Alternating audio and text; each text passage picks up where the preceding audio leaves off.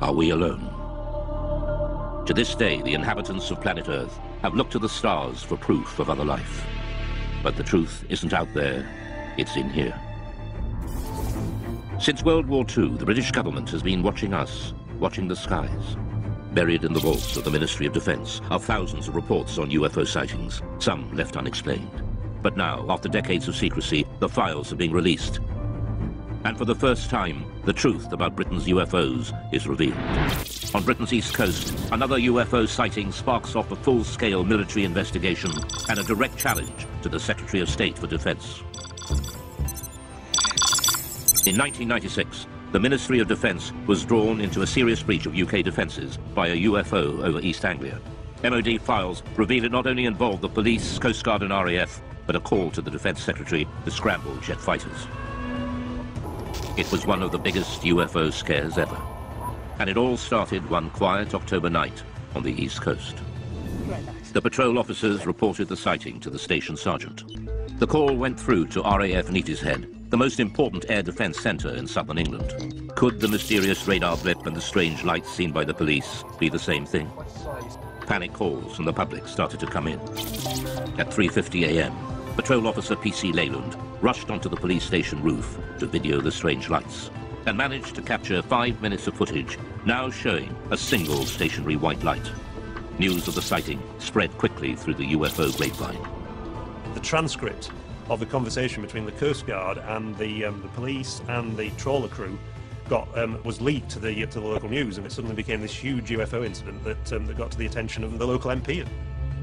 The sighting gathered such momentum, even local Labour MP Martin Redmond got embroiled and started asking difficult questions. The files reveal a picture of chaos. The letter sparked off an MoD investigation to explain the RAF's resistance. The report concluded there was no justification to order the scramble of RAF fighters, much to the chagrin of the local MP Martin Redmond. The MoD sent the footage onto the Royal Greenwich Observatory for analysis. Their report has been kept buried since 1996 in the MoD files. UFO and astronomy expert Ian Ridpath was shown their conclusions and the police video. If you look at the police video, you can see it's just a bright dot of light just sitting there, not appearing to do anything. So, to me, this shows that even the most impeccable witnesses can actually make what is really a basic mistake, which is just misidentifying bright celestial objects. Well, the most common culprit is the planet Venus. In fact, it's called the Queen of the UFOs, and this is because it's the brightest object in the night sky after the sun and the moon, which could have been what the police were seeing. UFO expert and skeptic Dave Clark believes there is a reason why this escalated into such a major incident. This happened in 1996, which was the very height of the popularity of the X-Files series on TV. It was the biggest sort of year, the 1996-97, in terms of number of reports they received since 1978. So is this case closed for East Anglia? Or will more mystery emerge, just as it has, with one of Britain's most celebrated cases that refuses to go away, the Welsh Roswell? What happened is there was a massive explosion that was heard in the Welsh valleys in North Wales. Looking up in the sky, they could see all these bizarre lights flying through the sky, you know, green fireballs that were described as some of them. The RAF Valley Mountain Rescue Team went out. In 1974, in North Wales, thousands of people experienced a violent earth tremor and lights were seen falling from the sky. Some ufologists believe a UFO crashed, and there's been a cover-up ever since of the Welsh Roswell. Oh, a heck of a bang, yes. Oh yes, it's like a tremor it was in the house, shook the houses, we're in your houses. And it seemed to come right on top of their head until the house was coming down. There were lights coming from the top of the mountain, just up over there. 24th of January 1974 at 21:50 GMT. 5 bodies spectacularly incandescent were observed traversing the sky. New information has been revealed that opens the mystery further. Named as one of the main witnesses in the Berwyn incident is Hugh Lloyd, then a 14-year-old farmer's son.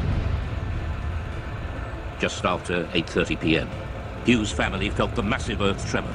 It was a frightening experience. Ufologist Andy Roberts has researched the Berwyn UFO for years. Although a skeptic, he admits there is a central mystery to the incident involving another key witness.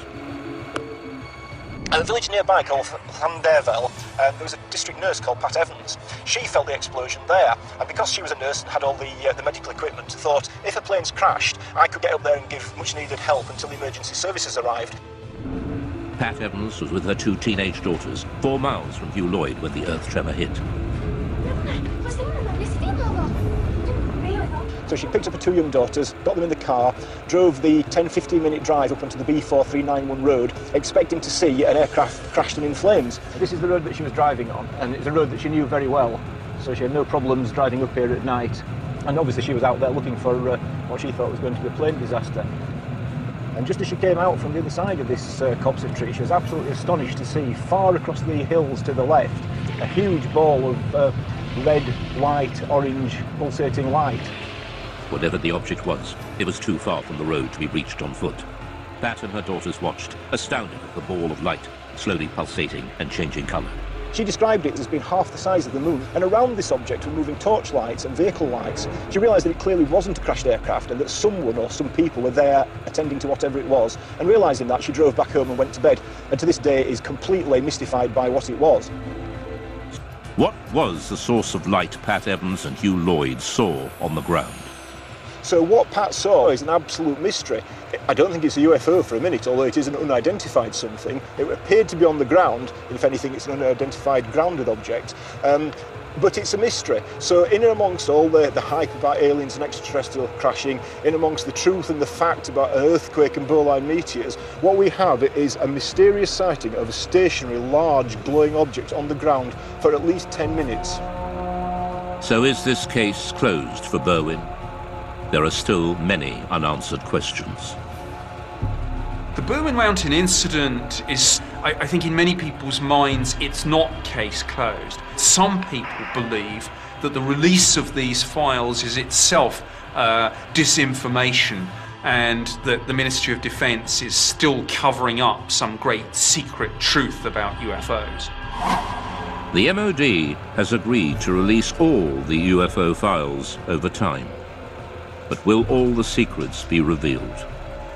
It seems that the public is not ready to give up believing just yet. For some people, UFOs are with us for a long time to come.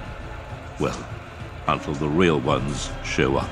Some people suggest that this drip feeding of information to the public about UFOs is getting people ready for the day when it is announced that actually these things are real.